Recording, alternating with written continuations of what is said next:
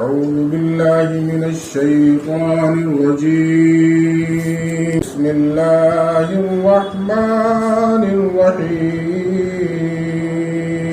يا أيها الذين آمنوا لا تتخذوا عدوي وعدوكم أولياء تلقون إليهم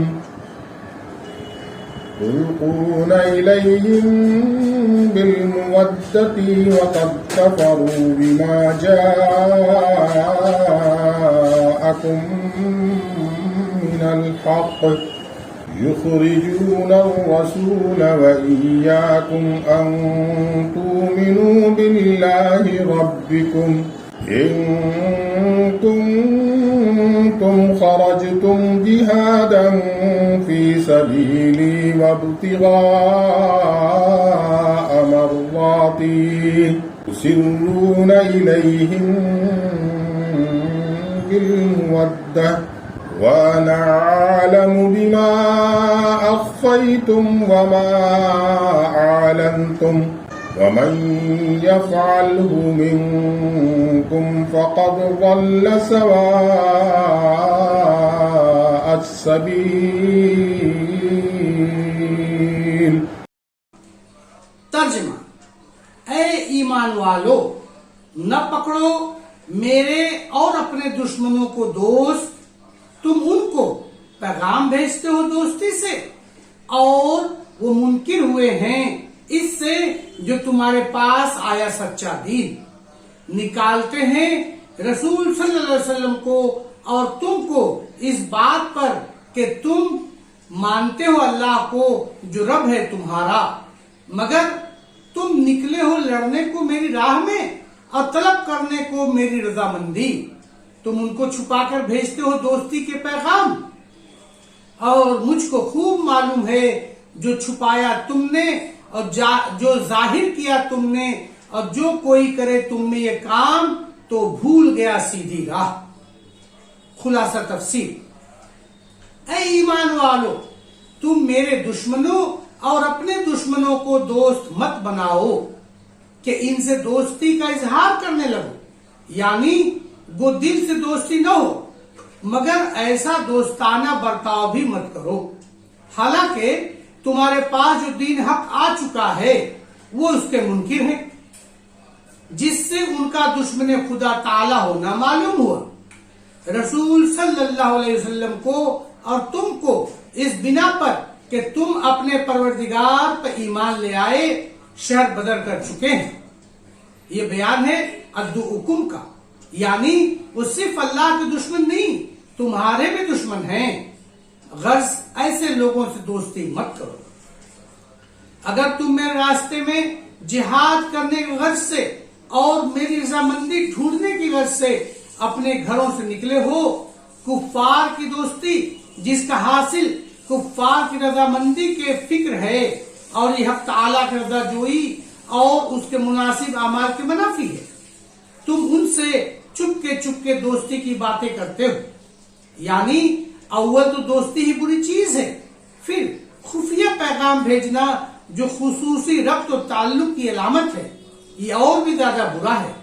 حالانکہ مجھ کو سب چیزوں کا خوب علم ہے. تم جو کچھ چھپا کر کرتے ہو اور جو ظاہر کر کے کرتے ہو، یعنی مثل دونوں موانع مذکورہ کے، یہ امر بھی ان کی دوستی سے معنی ہونا چاہیے کہ اللہ تعالیٰ کو ہر چیز کی خبر ہے.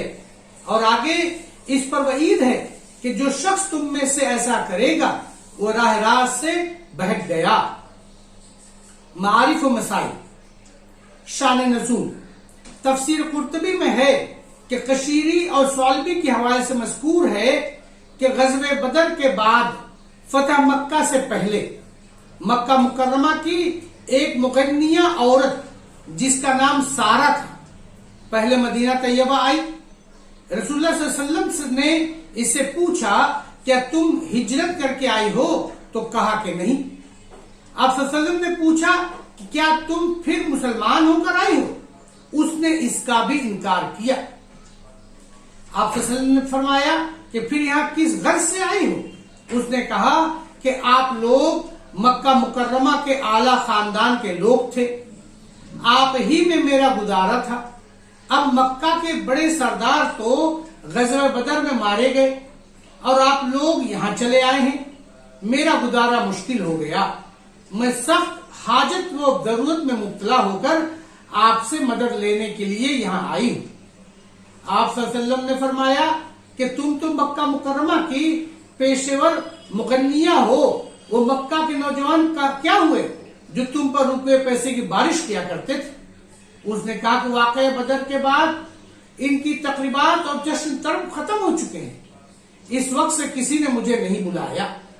رسول اللہ صلی اللہ علیہ وسلم نے بنی عبد المطلب کو اس کی امداد کرنے کی ترغیب دی، انہوں نے اس کو نقد اور پوشاک وغیرہ دے کر رخصت کیا۔ اور یہ وہ زمانہ تھا جب صلح حدیبیہ کے معاہدے کو کفار قریش نے توڑ ڈالا تھا اور رسول اللہ صلی اللہ علیہ وسلم نے کفار مکہ پر حملہ آور ہونے کا ارادہ کر کے اس کی خفیہ تیاری شروع کر رکھی تھی، اور یہ دعا بھی کی تھی کہ ہمارا راز اہل مکہ پر قبل از وقت فاش نہ ہو۔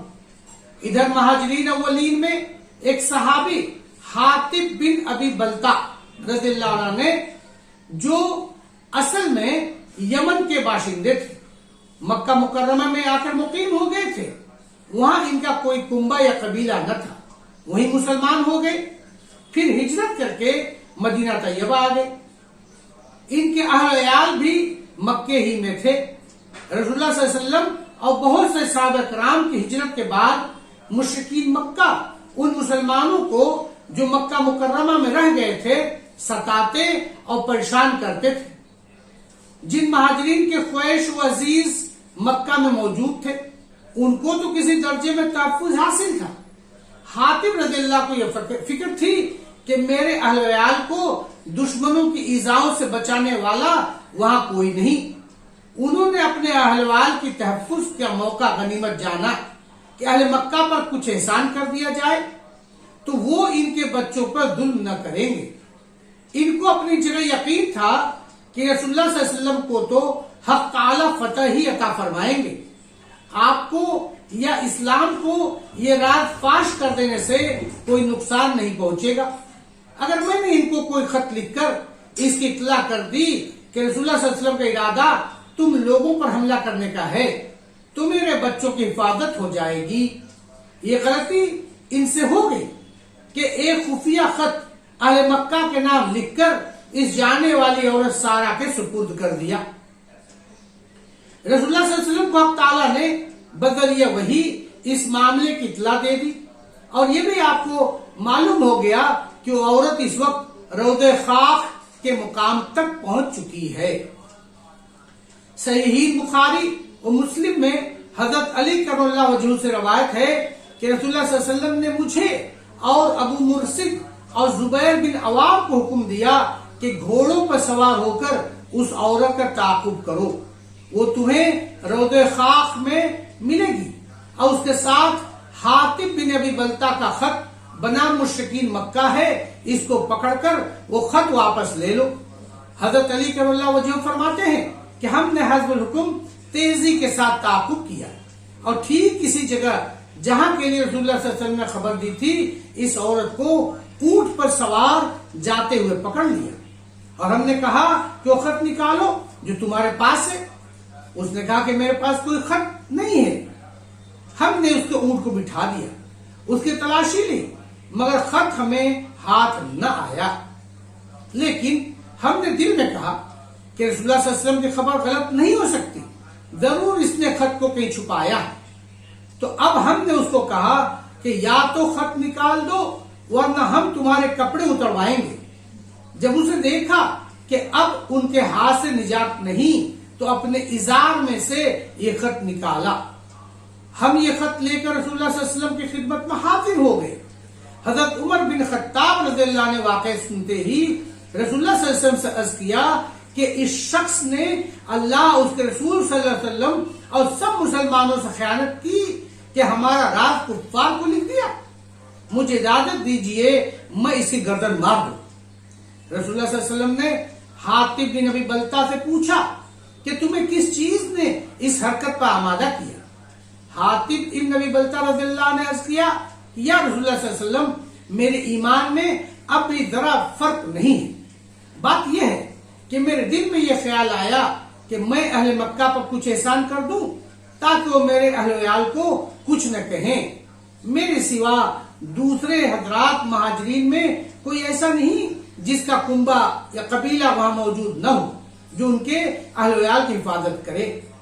رسول اللہ صلی اللہ علیہ وسلم نے حاتب رضی اللہ کا بیان سن کر فرمایا کہ اس نے سچ کہا ہے، اس کے معاملے میں خیر کے سوا کچھ نہیں، انہیں کچھ نہ کہو. حضرت فاروق اعظم رضی اللہ عنہ نے اپنی غیرت ایمانی سے پھر اپنی بات دہرائی اور ان کے قتل کی اجازت مانگی. آپ صلی اللہ علیہ وسلم نے فرمایا کہ کیا یہ اہل بدر یعنی غزوہ بدر کے شرکا میں سے نہیں ہے؟ اللہ تعالی نے سب شرکا غزوہ بدر کی مغفرت کا اور ان کے لیے وعدہ جنت کا اعلان فرما دیا. یہ سن کر حضرت فاروق اعظم رضی اللہ کی آنکھوں میں آنسو آ گئے اور عرض کیا کہ اللہ تعالیٰ اور اس کے رسول صلی اللہ علیہ وسلم ہی حقیقت کا علم رکھتے ہیں. یہ بخاری کی روایت غزوہ بدر میں ہے اور بعض روایات میں حاتب رضی اللہ کا یہ قول بھی ہے کہ میں نے یہ کام اسلام اور مسلمانوں کو ضرر پہنچانے کے لیے ہرگز نہیں کیا کیونکہ میرا یقین تھا کہ آپ کو فتح ہی ہوگی. اہل مکہ کو خبر بھی ہو گئی تو آپ صلی اللہ علیہ وسلم کا کوئی نقصان نہیں ہوگا. اس واقعے کی بنا پر سورہ ممتحنہ کی ابتدائی آیات نازل ہوئی جن میں اس واقعے پر سرزنش اور تنبیہ اور مسلمانوں کو کفار کے ساتھ کسی قسم کے دوستانہ تعلقات رکھنے کو حرام قرار دیا گیا. یا ایھا الذین آمنوا لا تتخذوا عدوی وعدوکم اولیاء تلقون علیہم بالموت، یعنی اے ایمان والو میرے دشمن کو دوست نہ بناؤ کہ تم ان کو دوستی کے پیغام دو. اس میں اسی واقعے کو مذکورہ کو کی طرف اشارہ ہے. اس طرح کا خط کفار کو لکھنا ان کو دوستی کا پیغام دینا ہے اور آیت میں لفظ کفار کو چھوڑ کر عدوی و عدوکم کا عنوان اختیار کرنے میں اول تو اس حکم کی علت اور دلیل کی طرف اشارہ ہو گیا کہ اپنے خدا کے دشمنوں سے دوستی کی توقع رکھنا سخت دھوکہ ہے، اس سے بچو. دوسرے اس طرف بھی اشارہ ہو گیا کہ کافر جب تک کافر ہے وہ کسی مسلمان کا جب تک وہ مسلمان ہے دوست نہیں ہو سکتا. وہ خدا کا دشمن ہے تو مسلمان جو خدا کی محبت کے دعوے دار ہے اس سے اس کی دوستی کیسے ہو سکتی ہے؟ وَقَدْ كَفْرُوا بِمَا جَاءَكُم مِّنَ الْحَقِّ يُخْرِجُونَ الرَّسُولَ وَإِيَّاكُمْ أَن تُؤْمِنُوا بِاللَّهِ رَبِّكُمْ. حق سے مراد قرآن یا اسلام. اس آیت میں ان کافر جو اصل سبب ہے عداوت کا اس کا بیان کرنے کے بعد ان کی ظاہری عداوت کو بھی بتلایا گیا کہ انہوں نے تم کو اور تمہارے رسول صلی اللہ علیہ وسلم کو ان کے وطن عزیز سے نکالا اور اس نکالنے کی وجہ کوئی دنیاوی سبب نہ تھا. تو یہ بات کھل گئی کہ جب تک تم مومن ہو وہ تمہارے دوست نہیں ہو سکتے. اشارہ اس بات کی طرف ہے کہ جیسا حاتب رضی اللہ نے خیال کیا تھا کہ ان پر کچھ احسان کر دوں گا تو وہ میرے اہل و عیال کی حفاظت کریں گے، یہ خیال غلط ہے کیونکہ وہ تمہارے دشمن ایمان کی وجہ سے ہیں. جب تک خدا نخواستہ تمہارا ایمان سلب نہ ہو جائے ان سے کسی دوستی و تعلق کی توقع رکھنا دھوکہ ہے.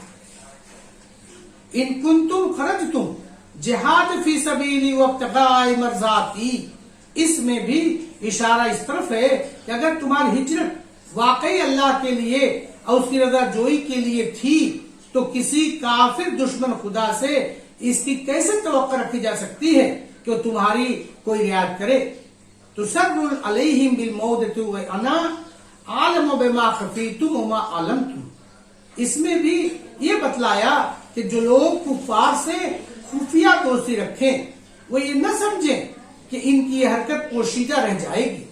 اللہ تعالیٰ کو ان کے چھپے اور کھلے ہر حال اور عمل کی خبر ہے. جیسا کہ واقع مذکورہ میں اللہ تعالیٰ نے اپنے رسول صلی اللہ علیہ وسلم کو بذریعہ وحی خبردار کر کے سازش کو پکڑوا دیا. وآخر دعوانا ان الحمدللہ رب العالمین.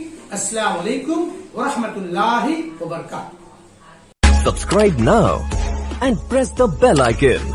Never miss an update.